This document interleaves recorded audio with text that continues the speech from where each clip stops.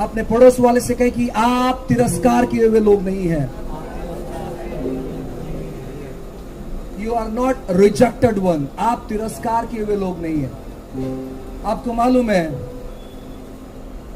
Rejection, तिरस्कार, ये काफी बार हमारे जीवन में आता है। काफी बार हमें लगता है कि हम रिजेक्ट किए हुए लोग हैं। काफी बार हमें लगता है कि हम तिरस्कार किए हुए लोग हैं, और उसी की वजह से हम बहुत सारी निराशाओं में डूब जाते हैं। हर बार तिरस्कार गलत नहीं होता है। हर बार तिरस्कार गलत नहीं होता। जब आप परमेश्वर के दृष्टिकोण से देखोगे, मैं आपसे कहना चाहता हूं ना, बाइबल कहता है कि यीशु मसीह अपने लोगों के पास गए और उन लोगों ने उसका स्वीकार नहीं किया, इसलिए यीशु मसीह हमारे पास आए और हम लोगों ने यीशु मसीह को अपने जीवन में स्वीकार किया और हम आशीष के वंश जो है वो गिने गए। आप जानते हो एक बच्चा जन्म कैसे लेता है? अगर आपको पता नहीं है, मैं आपसे कहना चाहता हूं, एक बच्चा जब उसका समय आ जाता है तो जो मां का जो कोख रहता है, जिसे बच्चादानी कहते हैं, वो छोटा पड़ जाता है उस बच्चे को कंटेन करने के लिए।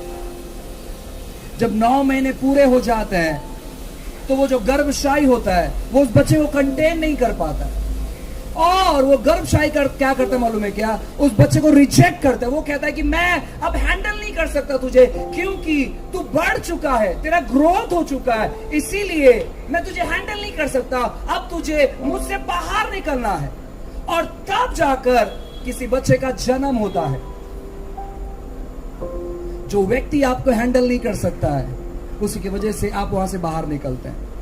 जो व्यक्ति, जो चीजें आपको हैंडल नहीं कर सकती है, उसी की वजह से आप वहां से बाहर निकलते हैं। जब आपके ऊपर ऐसी स्थिति आती है कि आपको समझ में नहीं आता है, भाई मेरे पास नौकरी चले गया, शायद वो नौकरी आपको अब हैंडल नहीं कर सकती है, परमेश्वर आपको अच्छे जगह पर लेकर जाना चाहता है, इसलिए वहां से आपको रिजेक्ट किया जाता है ताकि आप प्रमोशन की तरफ बढ़े, ताकि आप अपने अगले स्तर की तरफ बढ़े। हम कहते हैं अरे इतना अच्छा नौकरी था। आप कंफर्ट जोन में समय मत बिता।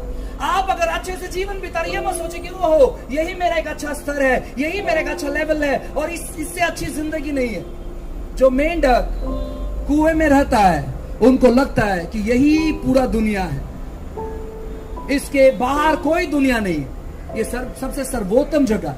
लेकिन जब वो वहां से बाहर निकलता है, तब उसको पता चलता है ऐसे कई सारे कुएं इस पृथ्वी पर है जिनका हम गिनती भी नहीं कर सकते। जब हम अपने कंफर्ट जोन में रहते हैं, सांत्वना जगह पे रहते हैं, तब हमें लगता है कि अब इससे बेहतर और कोई जीवन नहीं है, इससे अच्छा व्यवसाय कोई और नहीं है, इससे अच्छा नौकरी और कोई नहीं है, ये सबसे सर्वोत्तम है। और जब वहां का अधिकारी हमें आकर कहता है ये महीना आपका आखिरी महीना होगा, हम कहते हैं क्या हो गया प्रभु, क्यों ऐसे हुआ?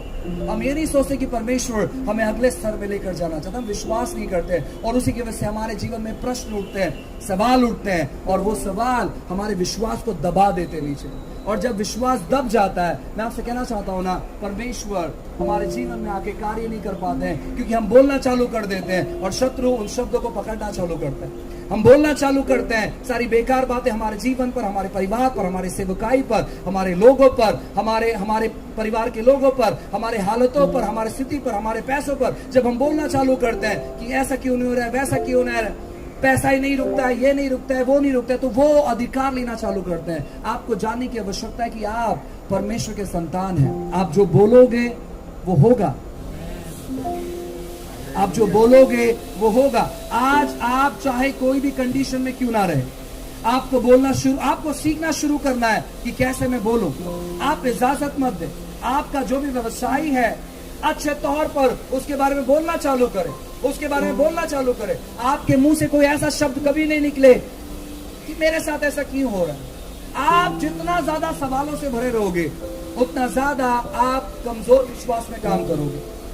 आप जितना ज्यादा परमेश्वर के बातों से भरे रहोगे, परमेश्वर की बातों को बोलते रहोगे, उतना ज्यादा आप परमेश्वर के स्वभाव में काम करोगे। यीशु ने कहा कि जो मुझ पर विश्वास करते हैं वो लोग बीमारों पर हाथ रखेंगे और वो लोग चंगे हो जाएंगे। जितने लोग मुझ पर विश्वास करते हैं, ऐसे नहीं लिखा है कि जितने लोग मेरी सेवा करते हैं वही लोग हाथ रखेंगे और वे चंगे हो जाएंगे। ऐसा नहीं लिखा है कि जो लोग फुल टाइम मिनिस्ट्री में है अगर वो लोग हाथ रखेंगे तो वो चंगे। लिखा है कि जितने मेरे नाम पर विश्वास करते हैं, जो मेरे अनुयायी है, जो मेरे नाम पर विश्वास करते हैं, जो मुझे अपने जीवन का उद्धार करता मानते हैं, वो लोग बीमारों पर हाथ रखेंगे और बीमार लोग चंगे हो जाएंगे। आज हमारी समस्या क्या मालूम है क्या? हमारी समस्या है कि हम अपने बीमारी से छुटकारा कैसे पाएं। क्यों हमारे जीवन में बीमारी हम आकर्षित करते हैं? क्योंकि हम विश्वास में कमजोर हैं। विश्वास में कमजोर क्यों है मालूम है क्या?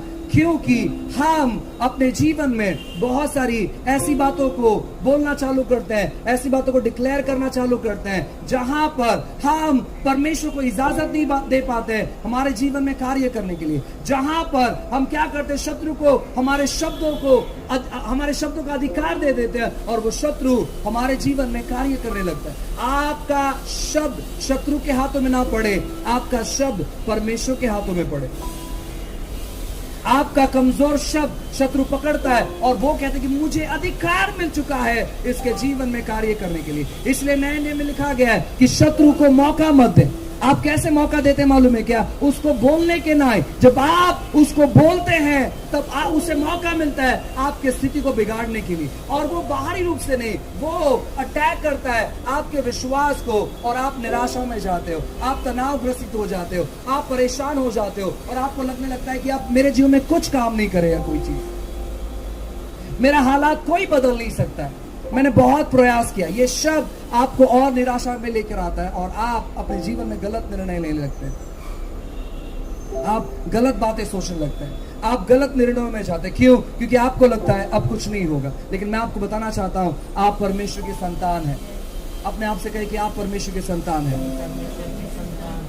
कहो कि मैं परमेश्वर की संतान हूं। कहो मैं परमेश्वर से जन्मा हूं, मैं परमेश्वर का संतान हूं।